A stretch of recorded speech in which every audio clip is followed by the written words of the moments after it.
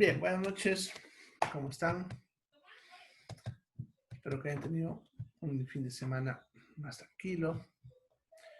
De repente hayan podido salir a la calle porque como ya hay más libertad, muchos ya han estado aprovechando para salir a pasear.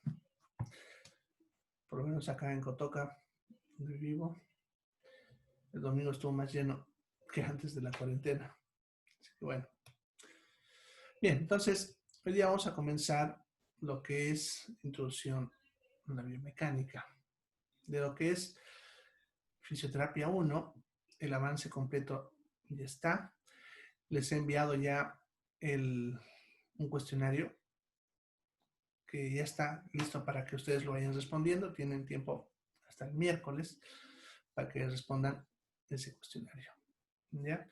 Le voy subiendo y en esta semana voy a organizar mejor el horario para que les dé una horita más para devolver la hora que perdimos la semana pasada.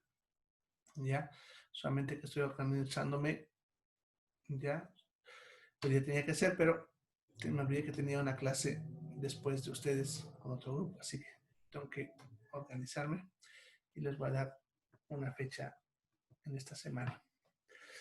Bien, les voy a subir un librito bonito, bueno, dos son, en realidad, dos libros sobre biomecánica. Son libros escaneados, están un poquito viejitos, pero son muy buenos, ¿ya? Así que si pueden ustedes tenerlo, aunque sea, si no lo van a leer, guárdenselo porque les va a servir más para adelante, ¿ya?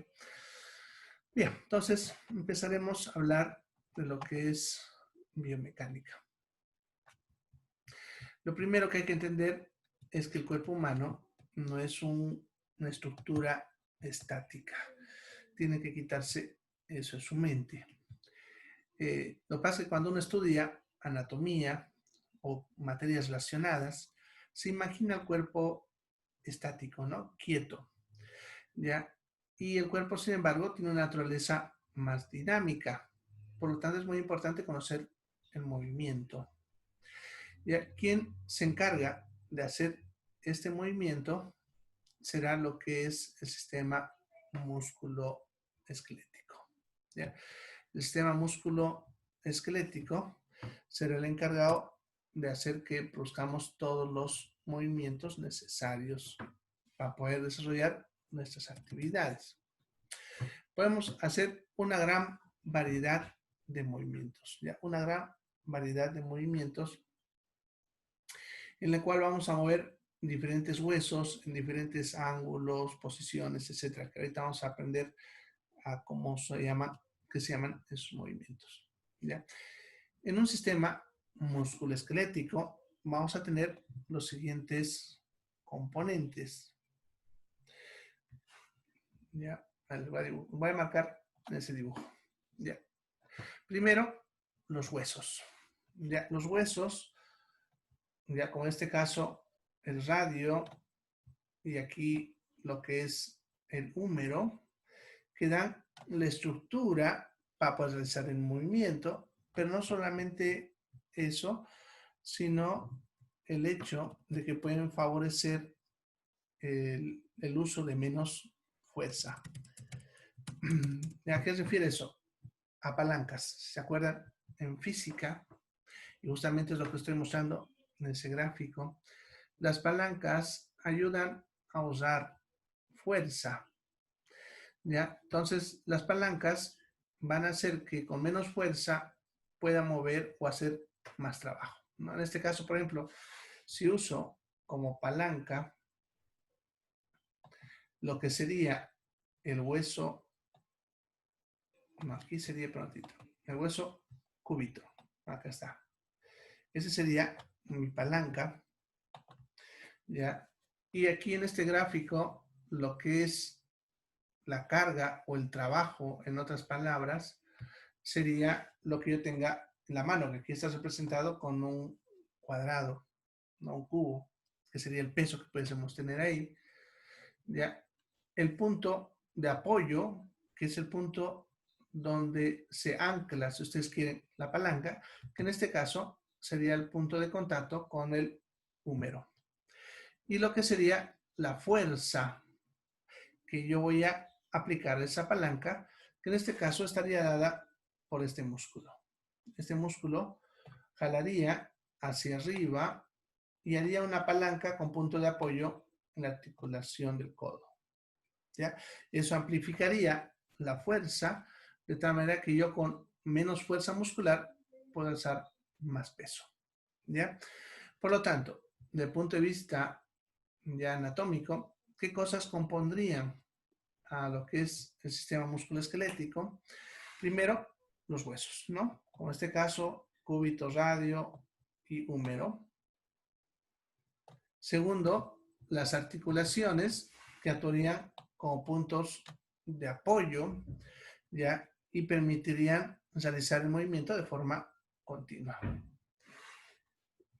Luego estarían los músculos, que serían el motor del movimiento, los que ponen las fuerzas y que harían hacer que trabaje ese sistema de palancas. Luego estarían los tendones, que serían las extensiones de los músculos que actuarían como cables que transmiten la fuerza desde lo que es el músculo hacia el punto que se necesita, en este caso sería el hueso. Y luego estarían los ligamentos que se encuentran en las articulaciones, que serían los que ayudarían a mantener todas las estructuras unidas y así mantengan el funcionamiento articular. Ya, en este ejemplo, por ejemplo, esta fotito, perdón, que os estoy mostrando, tendríamos aquí como componente del hueso a lo que es la tibia. Arriba de esto estaría lo que es el fémur, que es esto que ven que está apoyado acá.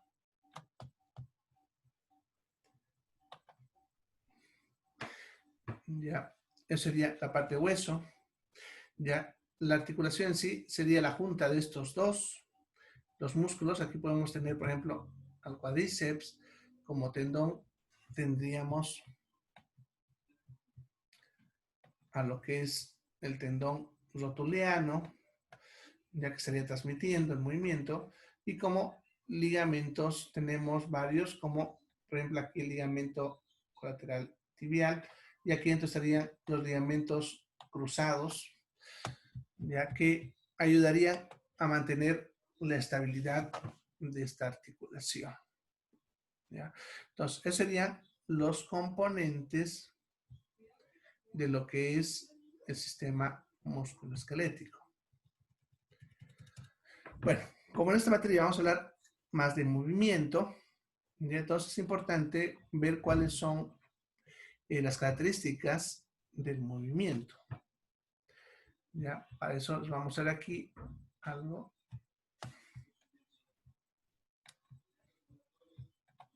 Acá. Bien. Cuando nosotros hablamos del movimiento, hay que hablar de los siguientes aspectos. Primero, amplitud. ¿Ya? ¿Qué es lo que es la amplitud? Es el rango de movimiento que puede tener un punto del cuerpo. ¿Ya? En otras palabras, las limitaciones que tenga cada articulación dentro del rango de algún movimiento. ¿Ya? Por ejemplo, aquí como pueden ver en la imagen, están viendo que nos están dando diferentes ángulos de cada movimiento. En este caso, nos está mostrando el hombro, en este caso el codo. Entonces, por ejemplo, en esta imagen que ven de aquí abajo, que es tal vez la más fácil que pueden ver, la amplitud de este movimiento iría, a ver, vamos a ponerlo, iría desde este punto de acá, que están mostrando ahí, hasta este otro punto de acá. ¿Ya? Y ese rango sería lo que es la amplitud, que se mide en grados. ¿Alguna pregunta? Sonia, ¿estás levantando la mano?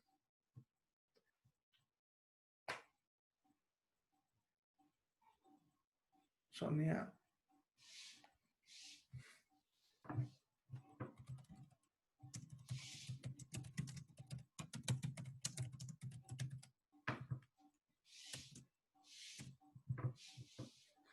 Bien, entonces esa capacidad sería lo que es la amplitud. Ya, por ejemplo, en esta imagen de acá arriba, esta otra de acá, para lo que es la articulación escapulumeral, en esta articulación, si hablamos de lo que es el brazo, su amplitud de movimiento iría desde los 0 grados hasta los 180 grados, como ven, ya, desde este punto hasta este punto, ya. Eso sería lo que es la amplitud. ¿Ya? Luego tenemos lo que es la extensión, que aquí no hay que confundir con el tipo de movimiento que vamos a ver más adelante, sino tengan en cuenta que estamos hablando de las características de un movimiento. Y cuando hablo de la extensión, se refiere a la suma de las longitudes que pueden alcanzar los dos huesos involucrados. ¿Ya? O sea, hasta cuánto puedo alcanzar con una articulación completamente extendida. ¿Ya? Por ejemplo, en este caso de acá, en este que está aquí abajo, la extensión sería la suma de la longitud desde el hombro hasta el codo, más la longitud desde el codo hasta la punta de los dedos.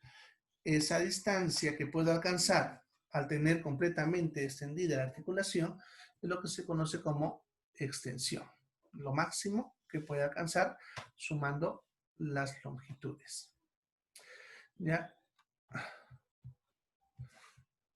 A ver, esperemos, ya tengo.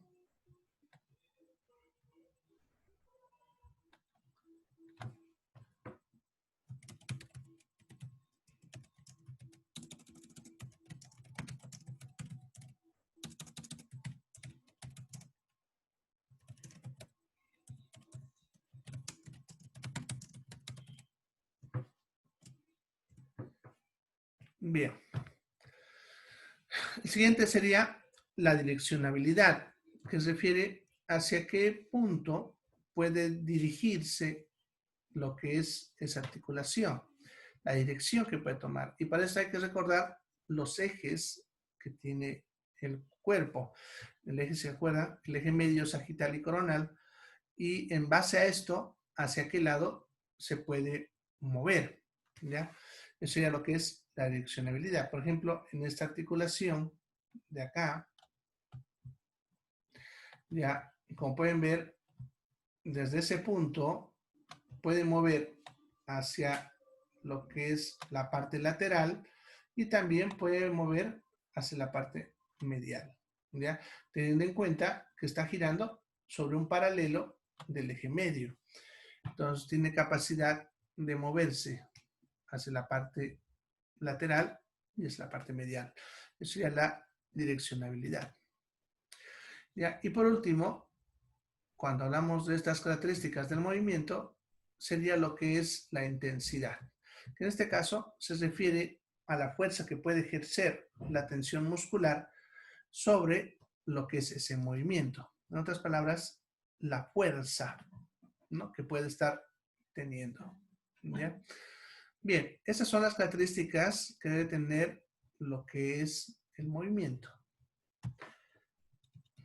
Bueno, entonces, como acaban de darse cuenta, cuando hablamos sobre movimiento, estamos hablando de entrada de un número grande de variables que podemos aplicar sobre cada hueso, articulación o músculo en base al movimiento que realice. Por lo tanto, ¿qué es la biomecánica? La biomecánica simplemente es lo que estudia los movimientos humanos. En otras palabras, la mecánica que hay sobre estos movimientos.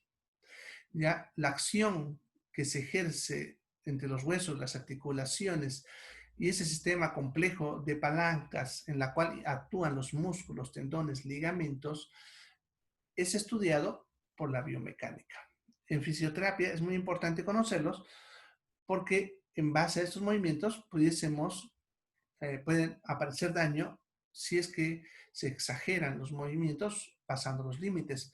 Y también nos sirve para poder evaluar si hay una limitación en caso de algunas patologías. A ver, dice, ¿cuál es la última característica? Intensidad. Alina, la intensidad es la que determina la fuerza que ejerce el músculo o la acción en cuanto a fuerza, si ustedes quieren, que ejerce el músculo sobre el movimiento que está realizado. ¿Ya? Ese no los puedo dibujar porque es una medición física, ¿ya?, en cuanto a lo que es el movimiento, ¿no? La fuerza, el trabajo. ¿Ya? Bien. Entonces, como les decía, es importante para nosotros conocer estos movimientos, no solamente porque forma parte de la ciencia, sino porque ustedes necesitan usar esto como herramientas, ya, para poder aprender a evaluar y tratar a un paciente en fisioterapia, ¿ya? Ahora, para poder verificar esto, que cuando veamos más adelante en lo que es fisiología 2, ahí van a ver lo que son los ángulos. Aquí, por ejemplo, están viendo algunos ángulos o las articulaciones, ¿no? Por ejemplo, aquí arriba la articulación escapulohumeral, ven que puede tener una amplitud de 0 a 180, ¿no? Todos esos ángulos por cada articulación lo vamos a ver en fisiología 2. ¿Ya? Aquí vamos a ir más que todo a la mecánica, no a lo que es ese rango de medición articular, lo que es la capacidad articular. ¿Ya? Sin embargo, para poder hacer esta evaluación, ustedes van a necesitar una herramienta que se llama goniómetro. ¿Ya? Y es, si ustedes quieren, algo así como el estetoscopio para el médico, el goniómetro es para lo que es el fisioterapeuta. Les voy a mostrar esto, ¿ya? Y ustedes ya tienen que ir viendo para que se vayan comprando.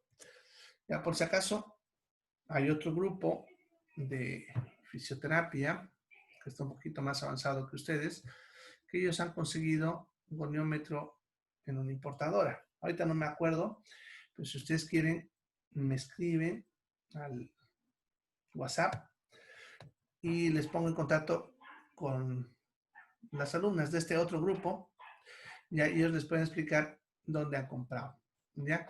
La dirección más que todo, porque el precio me han dicho que está a 85, ya, y es este mismo el que se han comprado ellas. Esto ustedes necesitan para evaluar a los pacientes. Ese es un goniómetro. ¿Ya? Es una herramienta que vamos a usar para medir la amplitud de los movimientos. ¿Ya? Sirve para calcular los ángulos, como han visto en la imagen anterior, que esto lo usamos cuando vamos a evaluar a un paciente. Cuando evaluamos a un paciente, sí o sí, dentro del proceso de evaluación de fisioterapia, cuando hacen su historia clínica, que eso vamos a ver más adelante también, ya se tiene que evaluar la articulación y poner el ángulo de amplitud que tiene esa articulación en los diferentes movimientos. Ya que si algún ángulo está reducido, significa que esa articulación tiene alguna limitación por algún tipo de patología. ¿Ya? Bien, entonces no se olviden, pueden ir ya buscándose porque lo van a necesitar más adelante, ya incluso cuando ustedes ya estén trabajando. Hay de todos modelos, aquí ven, hay otro, este es otro.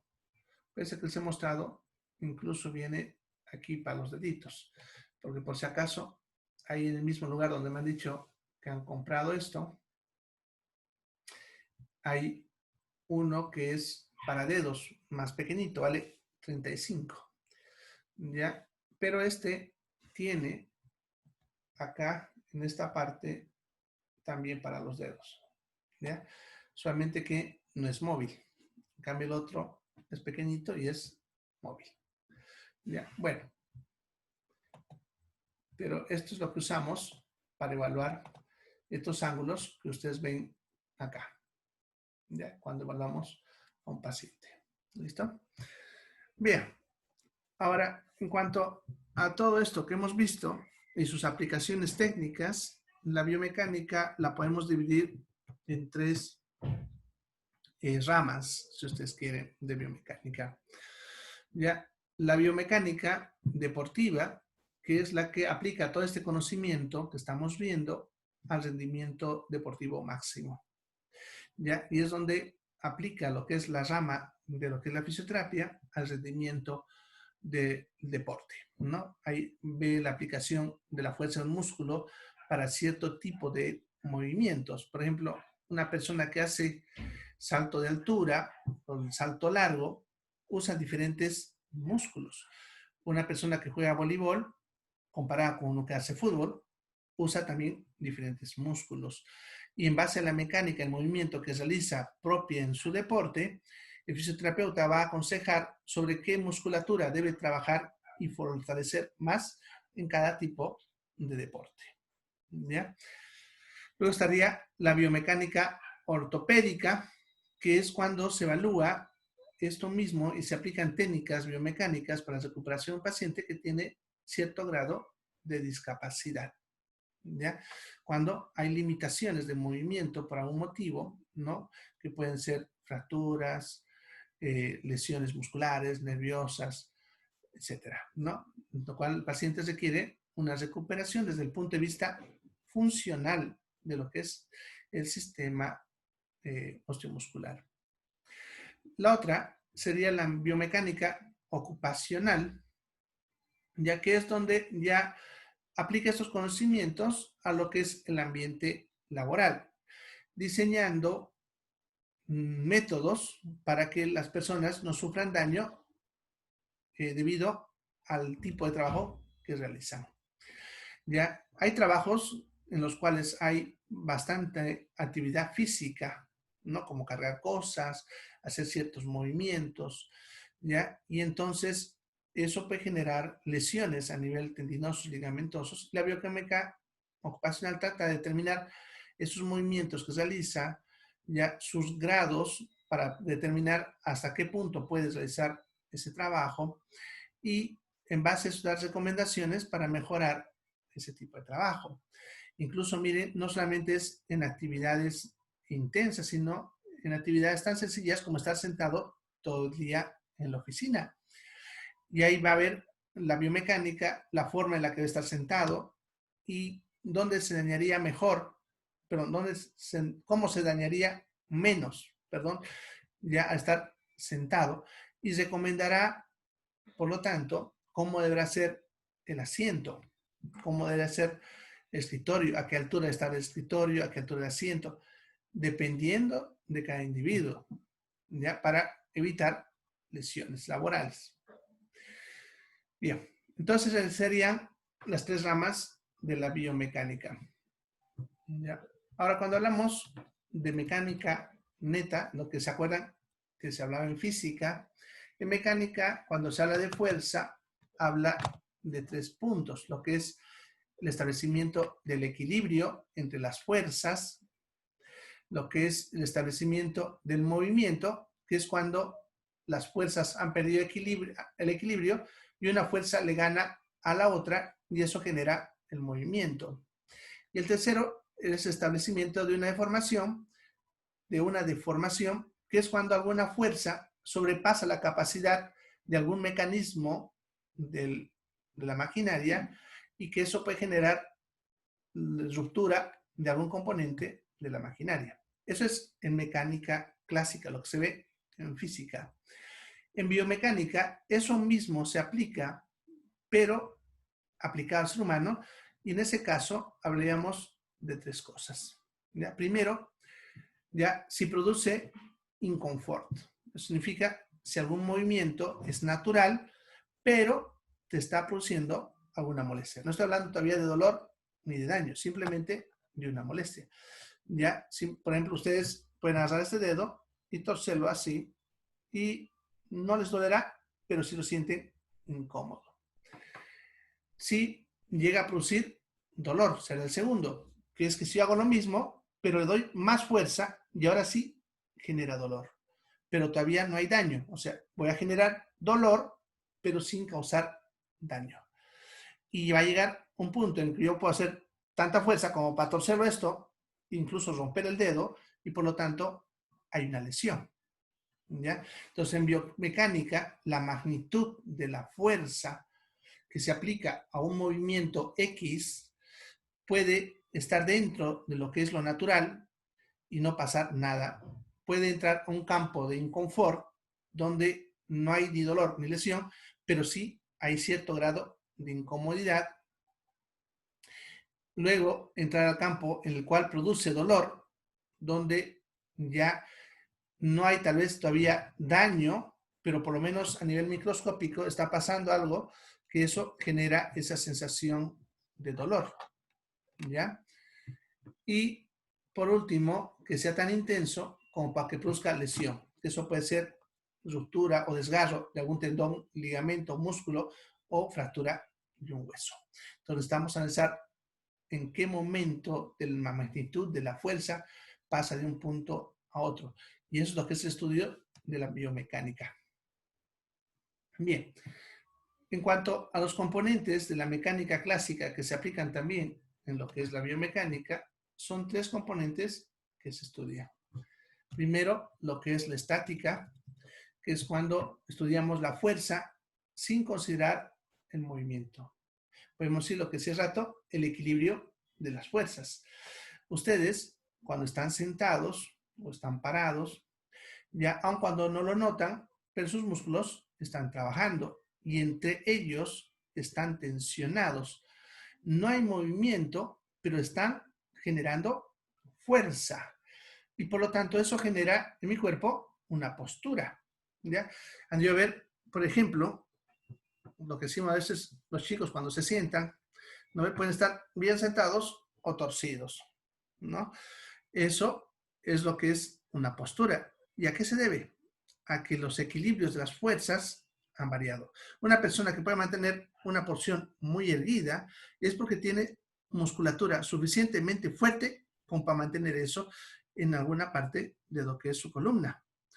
Sin embargo, si no puede mantener esa postura, es porque alguna parte de la musculatura a cargo de mantener el movimiento de la columna está debilitado y por lo tanto eso genera un movimiento, una posición fuera de lo que es lo natural. ¿Ya? Entonces, es lo que sería cuando hablamos de estática. Luego estaría el estudio de la cinética, que es el estudio del movimiento. En este caso, no le interesa mucho la fuerza, sino los movimientos, ya hacia dónde ocurren, su dirección, cómo ocurren, etc. Y luego estaría la dinámica, que sería la combinación de las dos, más las inercias. En otras palabras, la suma de la fuerza sobre un movimiento dado, ¿ya? Más lo que es la inercia, que sería el movimiento que sigue un cuerpo en base a su masa. ¿Ya? Bien. Eso sería entonces como una introducción de lo que es la biomecánica. Vamos a ver ahora lo que es la biomecánica del movimiento. ¿Ya? Y aquí, para terminar con eso, hoy vamos a dar lo que son los diferentes tipos de movimiento que hay. ¿Ya? Todas las partes del cuerpo que tienen movimiento van a tener uno o varios de estos movimientos que vamos a hablar. El primero sería la flexión. La flexión es cuando una articulación al moverse disminuye el ángulo entre las dos porciones que están en contacto. ¿Eso qué significa? Por ejemplo, en el caso de lo que es el codo, vamos a ver acá.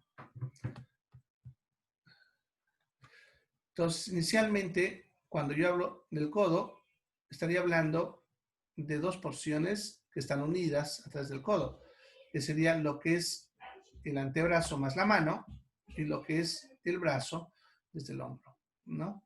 Entonces, esas dos porciones del cuerpo ya se pueden mover disminuyendo el ángulo entre ellas, de tal manera que desde ese punto que se encuentra, ya que sería este originalmente, podrá moverse en esta dirección, así, reduciendo, como ven, la distancia entre ambos y por lo tanto el ángulo.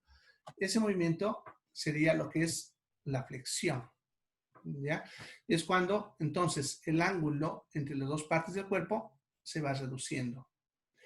Y lo contrario, que sería alejar o ampliar el movimiento, pues en este caso, si estuviese ya flexionado, estirarlo de nuevo y volverlo a poner así, donde aperturo el ángulo, ¿ya? Y alejo ambas partes, se llama extensión. Por lo tanto, lo que es la flexión y la extensión son dos movimientos contrarios. Ya la flexión, por lo tanto, en el caso, por ejemplo, de este dedo, sería hacer esto, ¿no? ¿Ya? Y extensión sería hacer esto. ¿Ya? Eso sería lo que es flexión y extensión. Luego tendría lo que es la aducción y lo que es la abducción. Ahora, estas dos palabras son bien parecidas y se pueden confundir. Fíjense, una es aducción y la otra es abducción. Se escribe ABD. Ya, entonces para evitar confusiones en la pronunciación, es mejor usar la palabra abducción, que es aceptada como terminología clínica. ¿Ya? Entonces, vamos a usar nosotros aducción y abducción, pero no se olviden que abducción también se escribe y se pronuncia abducción, ABD, quitándole la E en abducción. ¿Ya? Eso para que no tengan conflicto al momento de pronunciar las palabras. Entonces, ¿qué sería? La aducción es cuando alejo una porción del cuerpo de la línea media del cuerpo. Entonces, por ejemplo, si este es el brazo, ya en esa imagen que estoy marcando ahí arriba, a ver, vamos a usar esta imagen. ¿Desaparece? Creo que no desaparece lo que estoy escribiendo.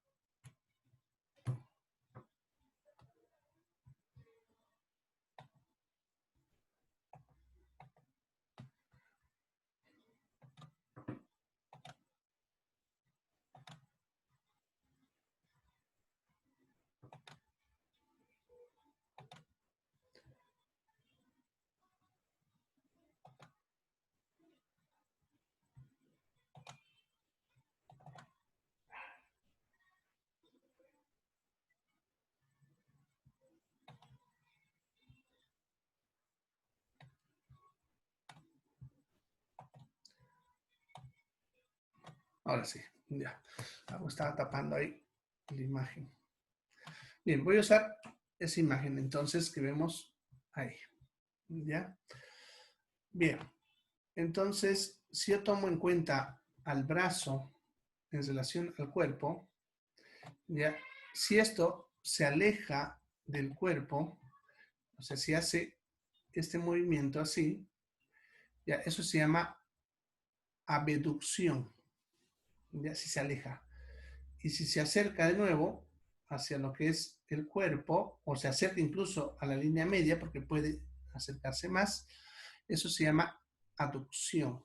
Entonces, ustedes quieren, ya, hacer un poquito más mnemotécnico, lo que es la aducción, como la palabra es más corta, es lo que está más cerca del centro del cuerpo. Y abducción, como la palabra es más larga, es lo que está más lejos del cuerpo. Entonces, este movimiento, el cual el brazo se aleja del cuerpo, se le llama abducción. Y lo contrario, que sería acercarlo al cuerpo, se llamaría aducción. ¿Ya? Bien, el siguiente movimiento serían las rotaciones, que en ese caso usaríamos como gráfico para poder explicar este de aquí abajo. ¿Ya? La rotación, entonces, cuando una articulación se mueve sobre, pero usando como eje un hueso. En este caso, en este caso, estaría usando como eje al hueso húmero en forma paralela al eje medio. Por lo tanto, esta articulación puede rotar de tal manera que el húmero va a rotar ya. Desde este punto, puedes rotar hacia afuera o puedes rotar hacia adentro. ¿Ya? Esa rotación, si es que es rotación hacia afuera, se llama rotación lateral. Y si se dirige hacia la línea media, rotación medial, ¿ya? O media. Bien, entonces serían los movimientos, ¿no? Rotación lateral, rotación media. ¿Ya? Bien, eso se aplica a todas las articulaciones. Ya, solamente falta dos movimientos, que sería la pronación y la supinación, que solamente se aplican a lo que es la mano, ¿ya? Y cuando nosotros tenemos la palma al frente, se llama supinación. Y si yo volteo la palma mirando hacia la espalda, se llama pronación. Cuando se pueden juntar todos los movimientos en una rotación mayor de toda la articulación, se llama circunducción, que es, por ejemplo, cuando yo agarrase mi brazo y pudiese rotar todo por completo, así, haciendo un giro completo de todo el miembro, y eso vamos a llamar circunducción. Bien, entonces, por hoy quedaremos ahí, ya, nos vemos mañana. Vayan viendo, como decía, el cuestionario que les he enviado, y les voy subiendo los libritos de esta materia entre hoy y mañana. ¿Ya? Esos libritos solamente son de apoyo para que ustedes vayan profundizando. No les voy a preguntar de ahí. Yo les voy subiendo material, así como este tema que ya está subido desde temprano en el Classroom, para que ustedes vayan leyendo. ¿Ya? Bien, nos vemos mañana. Se cuidan. Chao, chicos.